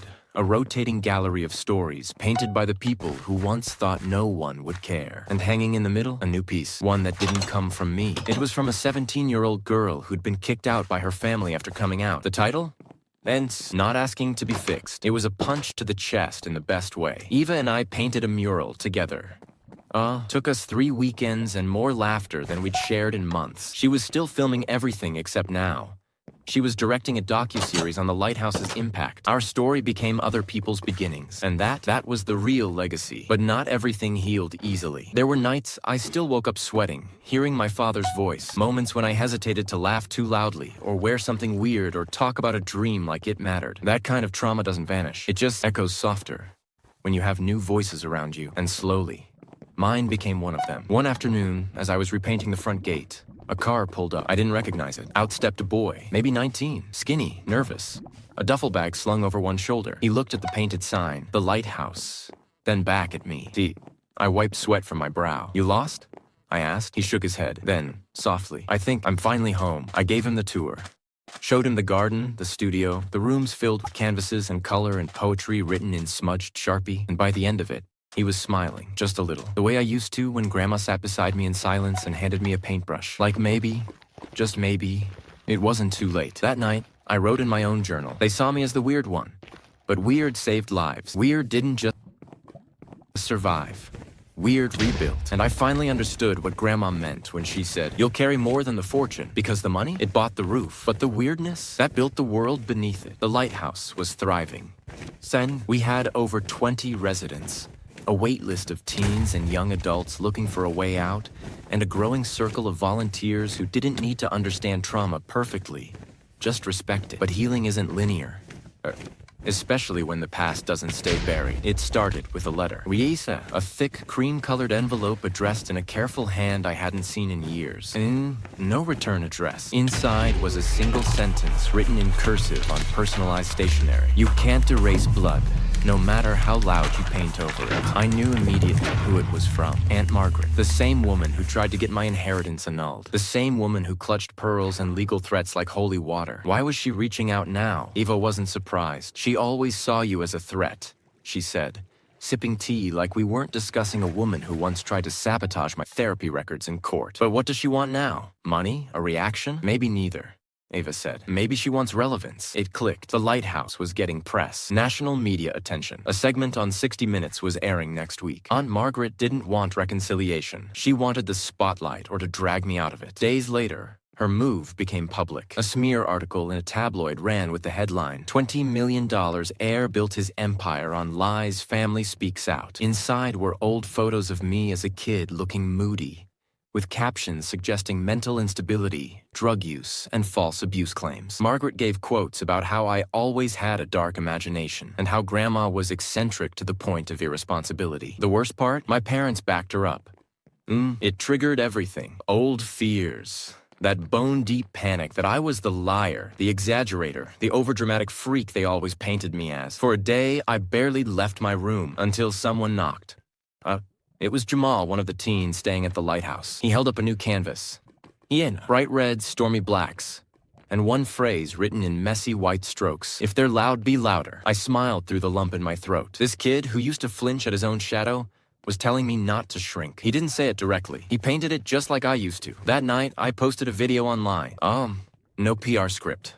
No legal lingo. Just me, sitting in Grandma's old garden with the journal in my lap. I opened it to the page I knew by heart. "If the world calls you broken, show them your masterpiece. Frame your pain." I looked straight into the camera. "My name is Alex. I was gaslit, manipulated, and treated like an embarrassment by my family for being different. But different didn't destroy me, it saved me. And now, it's saving others too." I paused, let the silence hold it. Let them yell. I'll paint louder. The response? Explosive. Artists, advocates, survivors. People from all walks of life flooded the comments with their own stories. They shared artwork, music, poetry, tattoos of quotes from Grandma's journal. Some even booked flights just to volunteer at the lighthouse. A week later, The smear campaign fizzled out, buried beneath a tidal wave of truth and beauty. But Aunt Margaret wasn't done. She filed a motion claiming Grandma was mentally unfit when she rewrote the will. The same argument they used before, recycled, petty, desperate. My lawyer, Mr. Keating, sighed when he saw the paperwork. But she's trying to wear you down with repetition, he said, hoping you'll fold if she can't beat you. I didn't fold. I responded with something worse, silence. We handled it in court, calmly and efficiently, like a business transaction. The judge threw it out within minutes. I walked out of the courthouse and didn't feel triumph. I felt freedom, the kind where you don't even need to say, I told you so. You just live loudly, vividly, and let that speak for itself. That night, we held a bonfire in the garden. Everyone added something to the flames, an old shirt, a toxic letter, a photo that once held power over them. I added Margaret's letter, watched it curl into ash. Eva raised her mug and toasted to weird kids who don't stay quiet, and we all drank to that. The past might knock again, but now I had a fortress made art of kids learning to believe in themselves again, of a weird boy who used to be a secret at now a symbol. The house was quiet, not the kind of silence that aches, the kind that rests. The garden outside my window bloomed wild sunflowers, ivy, colors Grandma would have loved. And on my desk, a familiar leather-bound journal sat open to the last blank page. It had been almost 2 years since she passed. 2 years since my family tried to erase me. 2 years since I stood in court, journal in hand, while they scrambled for money and excuses. Since then, I'd lived more than I ever thought possible. The lighthouse was now 3 properties strong. One for youth recovery, one for creatives healing through art, and the last a women's shelter named after my grandma, the Eleanor Foundation. We didn't run it like a charity. We ran it like a movement. A sanctuary for the misfits, the quiet ones, the loud ones, the survivors, the ones still figuring it out. And me, I finally felt like a person, not a project. I had a therapist, a business manager, a small circle of people I trusted with everything. I wasn't performing pain anymore. I was growing past it, but something still tugged at me, a whisper I couldn't ignore. I wasn't done. Not until I wrote something on that last page. It took months to figure out what it should be. I considered writing a message to Grandma, or a quote, or a thank you letter to the version of me that survived. But in the end, I just wrote 3 words. I see you, because that's what I spent my whole life craving. Recognition, understanding, witnessing. It was what Grandma gave me with every page she scribbled. And now I was giving it to every person who walked through our doors. I closed the journal and wrapped it in the same scarf Grandma wore every Sunday. And then I drove to her grave. There were always fresh flowers, usually from people I didn't even know. Artists, students, survivors. Somehow her story had spread far beyond bloodlines. I sat by the headstone and placed the journal down. I kept the promise, I whispered. No wind, no reply, just peace. I smiled, not the forced kind, the kind that feels like a soft exhale. On my way home, I stopped at a bookstore. There on the shelf, between trauma memoirs and self-help guides, was a brand new title, The Lighthouse Journal, Stories from the Edge of Silence, a compilation of poems, art, and stories from the residents and alumni of our center. Raw, messy, beautiful, and already selling out. I picked up a copy and laughed when I saw the dedication. To the weird ones. You were never broken, just never understood. It wasn't signed by me. It was signed collectively. The house. That night, we had a garden concert, a small open mic under string lights. Jamal read a poem about rebuilding his heart with glitter and drywall. A woman named Marcy sang a song she wrote after leaving her abuser. And then Ava stood up, holding a tiny piece of paper. I wasn't going to share tonight, she said. But someone once told me that silence only helps the ones who benefit from it. She unfolded the paper and read, Once they called me too much. Now I know I was never meant to be small. The garden erupted. After the crowd dispersed, Ava sat beside me, barefoot in the grass. You think she'd be proud? She asked. Grandma? Ava nodded. I looked around at the house glowing in the distance, at the murals on the walls, at the laughter echoing down the path. She'd be grinning, I said. As the stars came out, I realized something. My story didn't end when I got the money, or when I exposed the lies, or when I burned the last letter. It ended here, not with revenge, but with rebirth. The kind Grandma always believed in, the kind they never saw coming. The end. Or maybe just the beginning. If someone asked me to describe betrayal, I wouldn't talk about shouting matches, slammed doors, or viral exposés. No, I'd talk about silence. The kind of silence that creeps in slowly. When your best friend forgets to add you to a calendar invite. When you realize you're not listed as co-founder on the new company website. When investors start replying to your emails with polite confusion. We'll run that by Aaron. That's when I knew something was wrong. But let's rewind. You can't understand the betrayal without knowing the bond. Aaron and I met in high school. Both juniors, both misfits in our own way. I was the introvert who fixed broken school laptops during lunch. He was the charismatic golden boy, class president, debate team captain, and the kind of guy who knew how to charm every teacher without trying. And we shouldn't have clicked, but we did. He needed tech skills for a student council campaign. I needed someone who could translate my ideas into words people understood. One late-night pizza session turned into a full-blown partnership. We built a voting app for the school election and accidentally created something bigger. Someday we should start a company, Aaron said, eyes bright like a kid seeing the future for the first time. We did. 3 years later, college was a blur. While others drank and hooked up, we stayed locked in the dorms building version after version of our dream. By senior year, we launched Pulse Tab, an app that integrated calendar tasks, productivity trackers, and emotional check-ins with AI-based prompts. It went semi-viral thanks to a well-timed product hunt post. Investors called us the next great digital wellness duo. Seed funding came faster than we could process. In 1 year, we were working out of a co-working space in San Francisco. Year 2, we moved into our own office downtown. We were 25 and unstoppable. Aaron was the face. I was the engine. It worked, or so I thought. I started seeing cracks when I came back from a 2-week vacation. We'd just hit 1.2 million users, and I'd taken my first real break in years. When I returned, something felt off. My desk had been moved. A new VP of product was in my seat during the Monday stand-up. Aaron said it was temporary. Then the board started meeting without me. Just casual alignment calls, Aaron explained. Nothing formal, except the minutes never came my way. My shares got quietly diluted after a Series B round that I wasn't looped into. My CTO title stayed, but my access shrank. Financial dashboards, internal metrics, and user data pipelines were suddenly restricted due to compliance. I confronted Aaron. Yeah, I thought we were building this together, I said. He clapped my shoulder. We are, but you've always been the builder. Let me handle the business. It's cleaner that way. Clean. That was his favorite word. Clean cuts, clean exits, clean hands. I was being removed like a stain. I might have never pieced it together if it weren't for Lila, Aaron's wife. Soft-spoken, thoughtful, nothing like the startup crowd. An artist who actually hated San Francisco's tech scene. She'd met Aaron during our second year of college, and to everyone's surprise, they worked. I was best man at their wedding. Gave a speech about loyalty and growth. Funny how loyalty looks like stupidity in hindsight. She messaged me one evening out of the blue. Lila. Hey, just wanted to say I missed seeing you at the Pulse Tab launch last week. Everything okay? I froze. What launch? She sent a link. A sleek press release, glossy photos, Aaron beaming next to our new co-founder, someone named Victor Cheng. I wasn't in a single photo, not a mention. It was like I never existed. That night, I sat alone in my apartment with a whiskey glass I hadn't touched in 3 years, just staring at my phone, scrolling through every comment, every post, every tweet. And in all of them, Aaron stood alone, the genius, the founder, the visionary. I was a ghost, and that's when something inside me broke. Lila invited me to a gallery showing 2 days later. I said yes. It wasn't about the art. I wanted to look her in the eyes. I wanted to see if she knew, if she was in on it, if this was Aaron's little power couple play. She wasn't. She looked tired. Not the long day tired. The soul tired, like someone quietly drowning in a life that looked great on Instagram but felt hollow in real time. He's not who he used to be, she said, voice barely above a whisper as we stood by an abstract sculpture. I didn't say much, just nodded. Let her talk. He's always working, always lying. I ask him about the company, and he gets defensive. When I ask about you, he changes the subject. I blinked. He talks about me? She laughed, dry and sad. No, that's the problem. It's like you vanished. Something cold settled in my chest. She didn't know it, but she had just confirmed everything I feared. Aaron hadn't just cut me out. He buried me. I spent the next week in silence. No rants, no threats, no posts, just thinking. If Aaron wanted war, I wasn't going to come at him with rage. Rage was messy.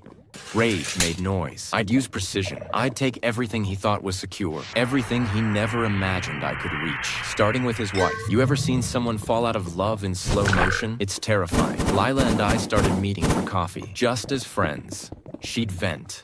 I'd listen. We'd laugh about old times. I'd slip in small stories about Aaron missing my birthday, about him changing founder titles, about how I found out about the launch secondhand. I didn't lie. I didn't need to. Truth, properly timed, is more powerful than any fiction. And every time her lips tightened or her hand curled slightly into a fist, I knew it was working. By the end of that month, she wasn't asking about Pulse Tab anymore. She was asking about me. My therapist says I trust you more than I trust him, she confessed one night. We were sitting in her car outside my apartment.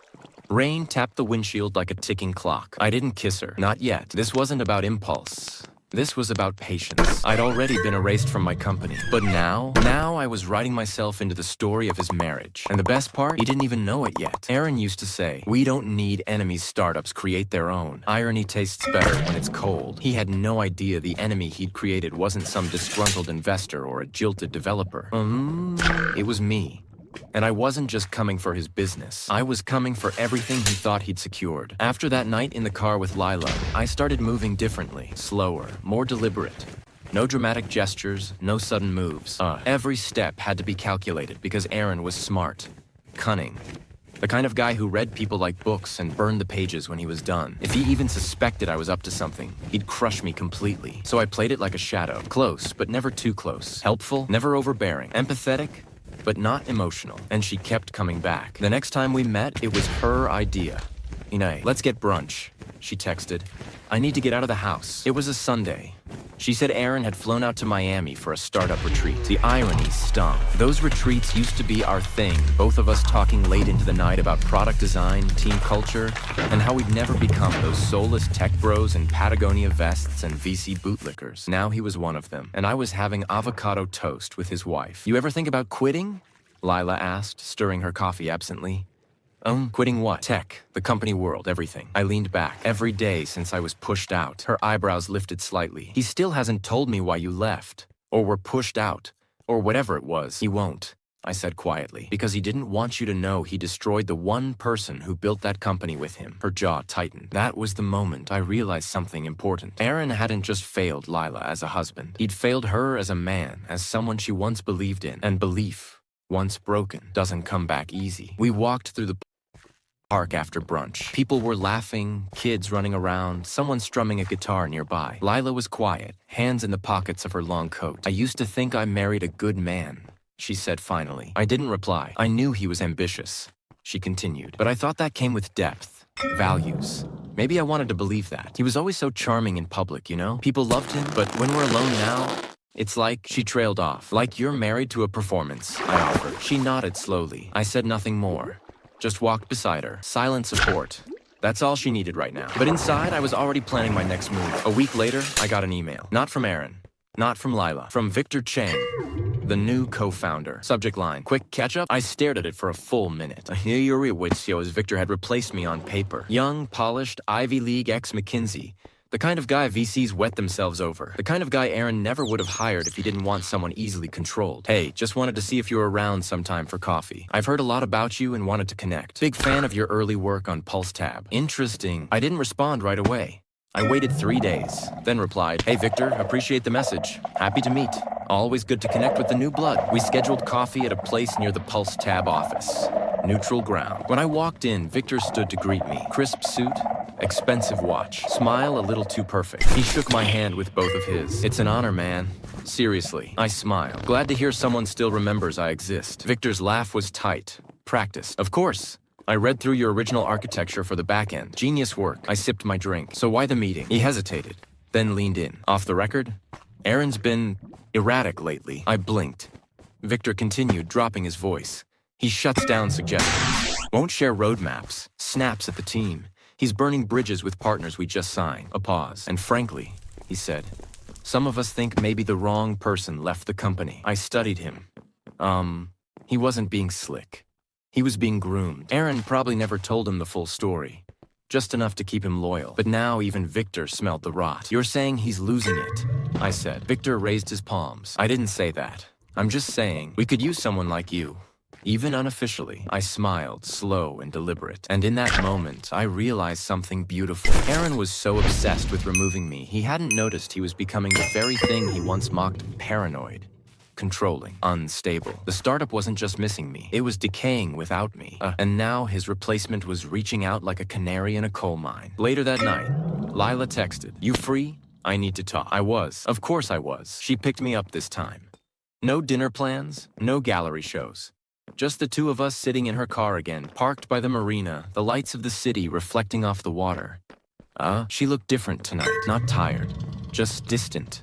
Like something in her had shifted. "I read the legal documents," she said softly. I blinked. "What?" "The ones from the company. The shareholder changes. Your name being pulled off the articles of incorporation. I was stunned. How? I still have access to some of his folders. He doesn't know. I went looking after our last conversation. I swallowed hard. Lila, you don't have to get involved in this. She looked at me sharply. He replaced you. Erased you. Lied to everyone, and I let him, because I didn't know. But now I do. Silence stretched between us. Then she said something that stopped my heart. I think I married the wrong man. I didn't kiss her that night either, but I wanted to, desperately. Instead, I walked her back to her car and hugged her long and firm, her arms wrapped around me tighter than ever before, like she was holding on to a version of her life that hadn't been corrupted yet. She pulled away slowly, her eyes shimmering. "Thank you for seeing me," she whispered, "always." And as I watched her drive off, a single thought repeated in my mind. The deeper he buried me, the deeper I dig into his world.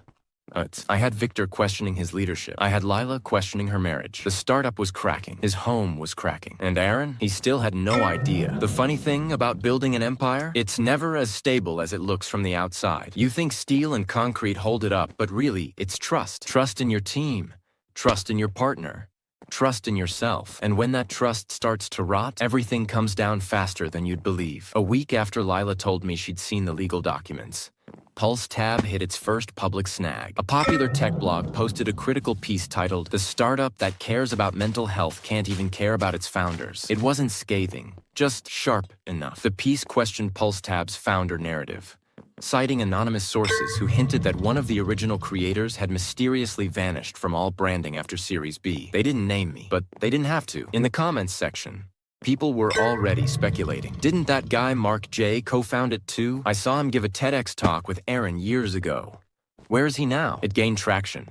Reddit threads popped up. My LinkedIn profile, previously stagnant, lit up with views. Former employees texted me asking if I was okay. And Aaron? Aaron went silent. Victor messaged me again. That article wasn't us.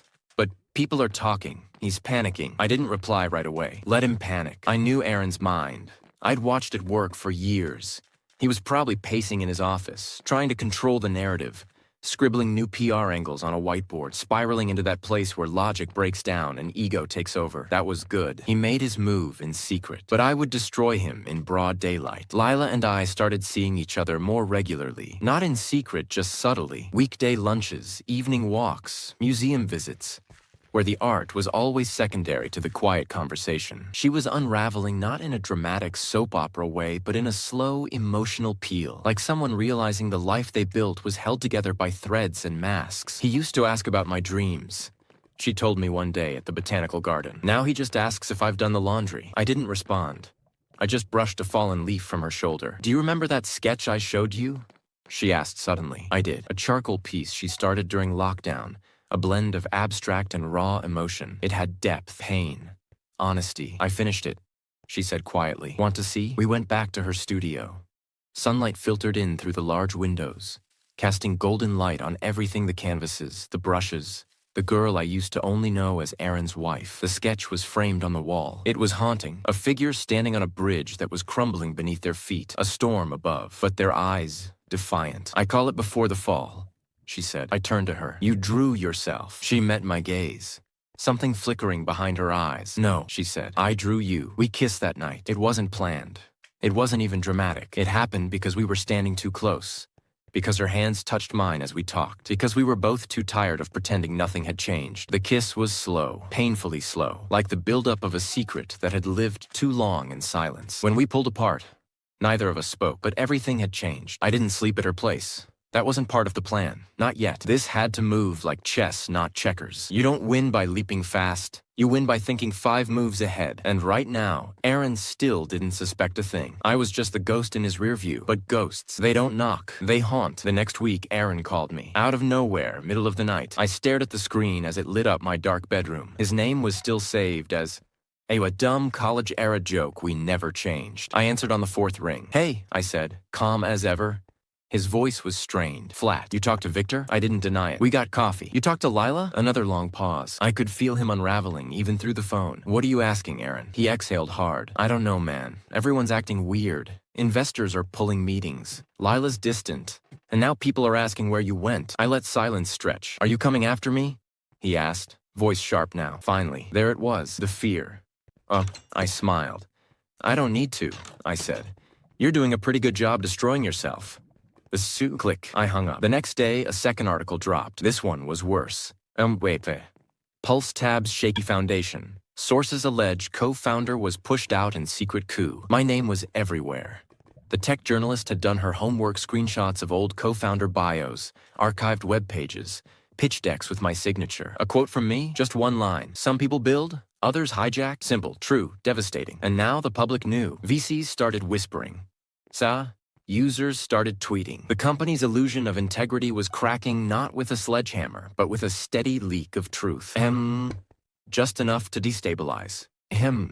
Just enough to watch it fall. That evening, Lila came to my apartment. No pretense. She walked in, kissed me, and said, "I'm done pretending." We spent the night together. No guilt, no regrets. Just the quiet understanding of two people who had seen the worst of someone and chosen something better. Afterwards, she lay beside me, fingers tracing patterns on my chest. "Do you think he knows?" she whispered. I stared at the ceiling. He suspects, but he has no proof." She was silent for a while. Then she said, "I want out." I turned to her. "Out of the marriage?" She nodded. "Out of everything. The lie, the illusion, him." I touched her face gently. "Then let's burn it down." That was the moment the revenge stopped being theoretical. It became real and irreversible. I was no longer just replacing Aaron in her heart. I was about to replace him in her life. And he wouldn't see it coming until everything he built, his company, his home, his name, collapsed around him. Aaron always believed he was the smartest guy in any room. That's what made this part so satisfying. Knowing he didn't even realize the walls were closing in until it was already too late. He thought he was holding the chessboard, but I'd already switched the pieces. And now, check had been whispered. Mate was coming. Lila didn't go home that night, or the night after. When I asked if she wanted to take some time to think, she just shook her head. "I've been thinking for years," she said. "I'm done thinking. I'm ready to move." We didn't post anything. Didn't tell friends. No dramatic exits. It was quiet, the kind of quiet that comes when someone's finally made peace with a decision that's been rotting inside them for years. She started staying at my place more often. Her toothbrush was in my bathroom by the third day, her favorite tea in my cabinet, her sketchpad on my coffee table. It wasn't some one-night escape from a bad marriage. She was shifting universes, and I was building a new one with her. Meanwhile, Aaron was unraveling. Victor texted me again. He lost it in the Monday all hands, yelled at marketing in front of everyone. Half the team thinks he's on something. He canceled the launch of the new update without explanation. Product team's pissed. Investors are getting cagey. They keep asking about you. I let him vent. I asked questions. I dropped subtle suggestions. Maybe what the company needs is a stabilizing presence. Someone the team respects. Victor took the bait. "You?" I paused. "I wouldn't step in officially," I said. "But if someone needed advice, I wouldn't say no." Victor took it from there. I didn't even have to push. By the end of that week, I was quietly consulting the very company that had kicked me out behind Aaron's back. Calls at night, Slack messages under the radar, feedback on product roadmaps, copy revisions, even the UI overhaul they'd been struggling with. Everything Aaron thought he controlled? It was slipping through his fingers. He sent me an email. Just 3 words. "What are you doing?" I didn't reply. Let him wonder. Lila filed for separation the following Friday. Not divorce, not yet. Just a clean legal marker that she was done playing wife. She didn't warn Aaron. Didn't give him a heads up. She just had the papers delivered to his office. Victor said he stormed out mid-meeting and didn't come back for hours. That weekend, he posted a photo on Instagram, just him, on a yacht, holding a glass of scotch with the caption, "Only the strong survive." The comments were brutal. "Bro, what happened to your marriage? Didn't you ghost your co-founder? You good, man?" He deleted it 2 hours later. The night Lila filed, we sat on the floor of my apartment with takeout between us and nothing but low jazz playing from my speaker. "Are you scared?"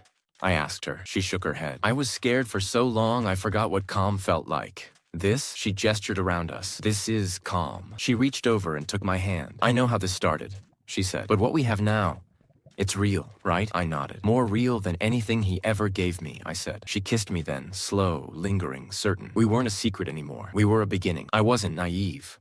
I knew Aaron wouldn't just lie down. He'd fight back not with emotion, but with cold, calculated spite. That's how he always operated. So I prepared. I gathered everything, old emails, chat logs, documentation that showed my involvement from day one. The original IP filings. Screenshots of when he removed my access. Even notes from my lawyer, who'd quietly begun outlining my legal options. If he came after me, I'd burn him with the truth. And thanks to Victor, who was growing more disillusioned by the hour, I knew exactly how PulseTab's foundation was rotting from the inside.